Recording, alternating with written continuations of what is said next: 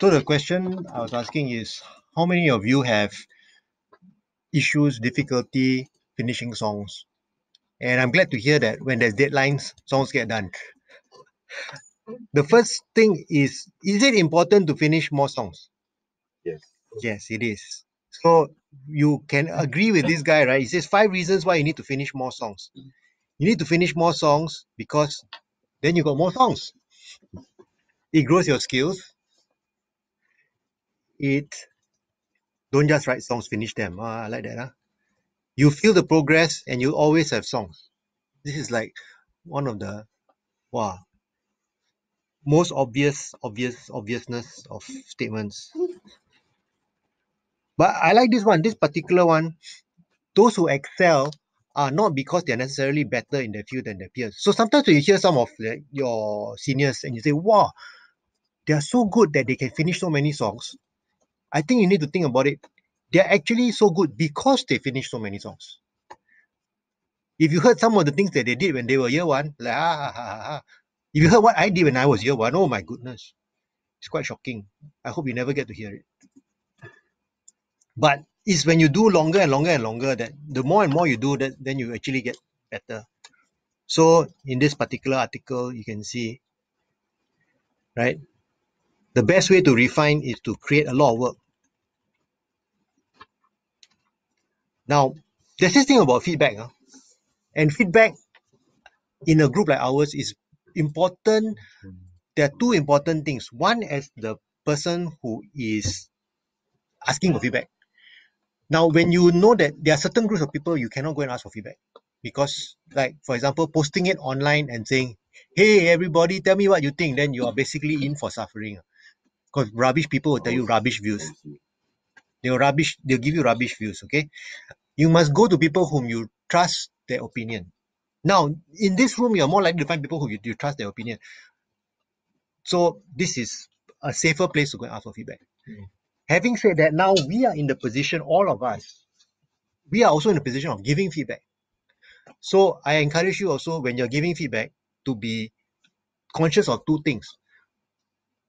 Don't impose your view on the person who is asking, because you may hear it and say, wow, that is a great dubstep piece, and actually what they wanted to do was a mellow, chill, ambient thing. So you got to find out what they want. And secondly is be positive. But I trust be positive is actually something that EML folks are good at. Okay, so finish. See, Mozart wrote 600 pieces of music, and 6 pieces are in the top 50 classical pieces of all time. So there's a 1% hit rate. So Mozart has a 1% hit rate, which means that you and I, if we are not Mozart, then I think we need to do more. Do more songs. Do more songs. I have a whole lot more songs than since we're not Mozart. These writers believe you should finish writing your songs because you can't know is the good or not until it's done.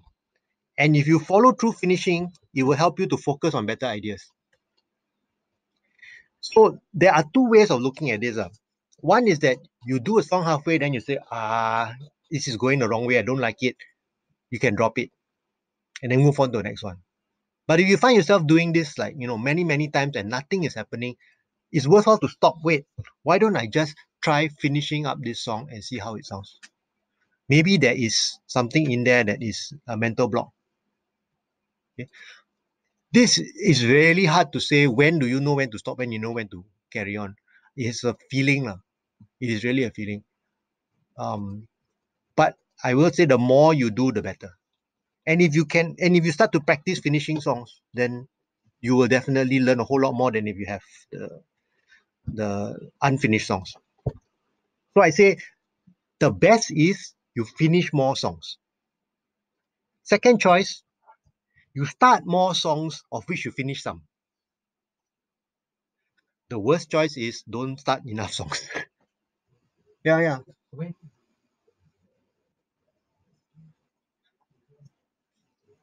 when we feel like the permission is to Yes. That is exactly what came up in this article. Tips on finishing tracks. How do you know when you have actually finished? So some people say, define what you will consider finished because it's yours.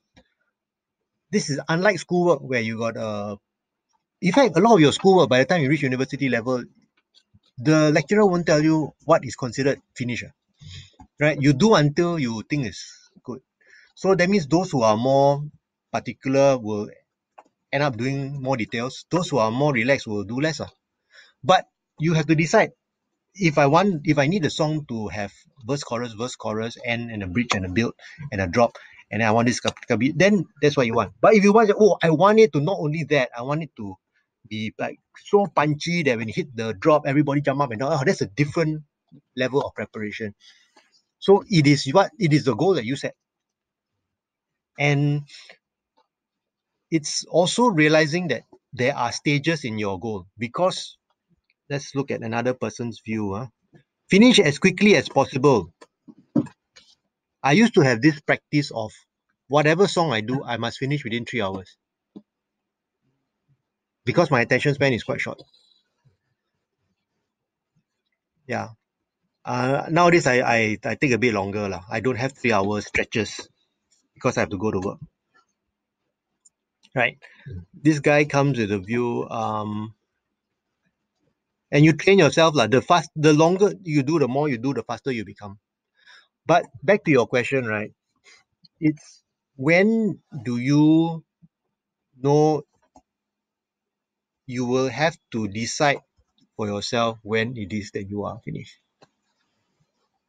And if you can't decide, then that's where you get your feedback from your trusted crew. Is this enough for what is? And this thing can always get better. All of our music, 1 week later when we listen to it, I say, hey, actually I can do something more. Ever got a feeling? Right? Always got a feeling, right? It doesn't go away. You know who is George Lucas, right? Star Wars, right? After he made one of the most like landmark science fiction movie series of of all time, right? Then he remember and said, actually I need to do a bit more. I need to change here. So we can still go back.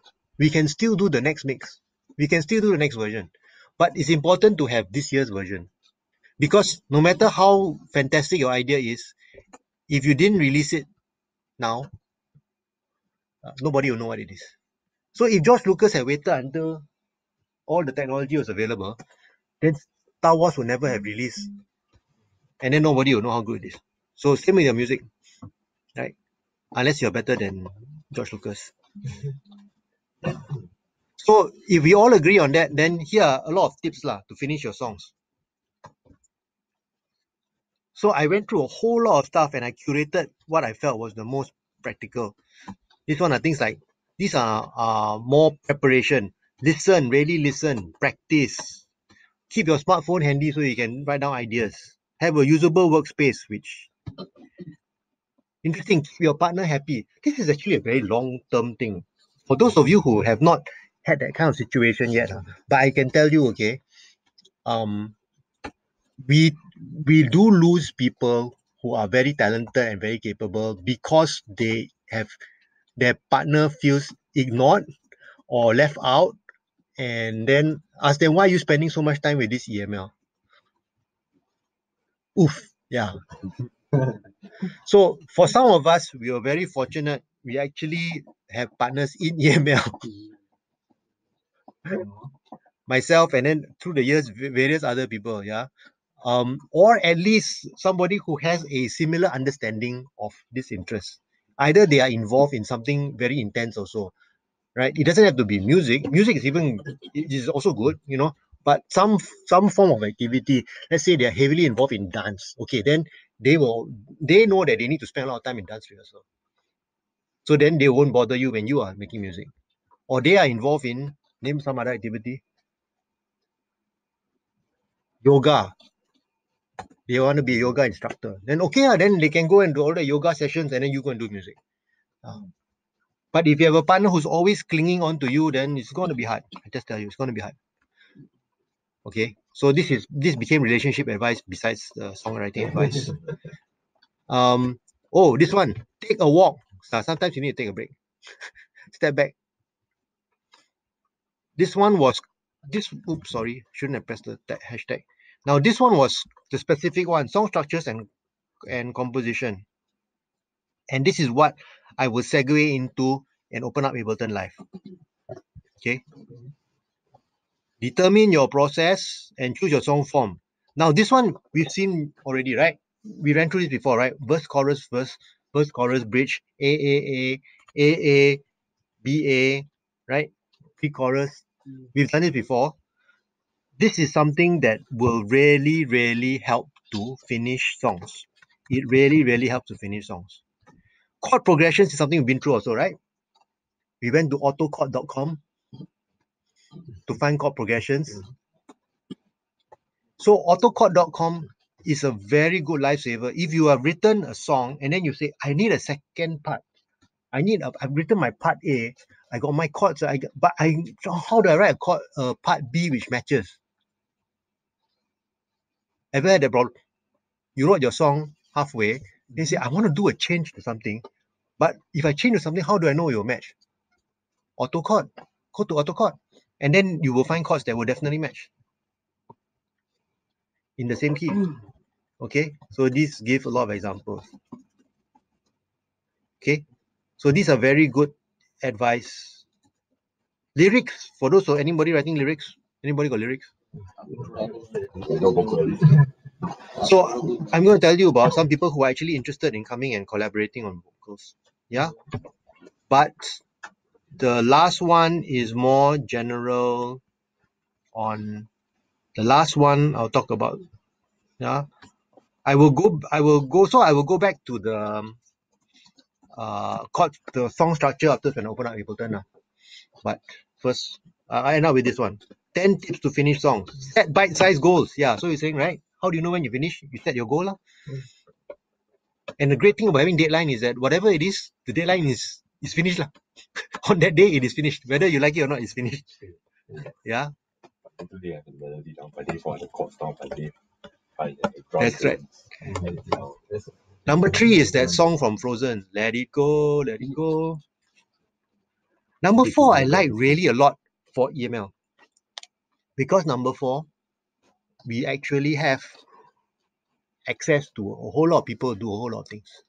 And I can tell you, if I wanted a interesting, more unusual kind of electronic remix of my song, I don't try and do it myself. I asked Brian. And that's what I did. So he actually did 2 remixes for my song. In fact, I just asked him for 1, he gave me 2. So if I wanted to do something hardstyle, right? If I have one song which this one really should be hardstyle, do I necessarily have to learn how to do hardstyle? Who do I ask? Sean, correct. And Sean did for me. So Sean helped me do a hardstyle remix of one of my songs. See, you begin to see the pattern. I wanted to do a more melodic bass. Is that what it's called? Thing, right? But melodic bass, I mean, I don't listen enough melodic bass to do. So I asked Brandon, and Brandon did. So this is how you collab. You have people all around. Let's say you're not good at beats, find somebody who's good at beats. Then you learn from what they're doing also. I learn all of my mixing by asking Adrian to help me mix. Then I watch him. You all don't know Adrian, but this Adrian is a very good mixer. He's the kind of guy who can walk in the room and say, how come the 350 hertz got this hum?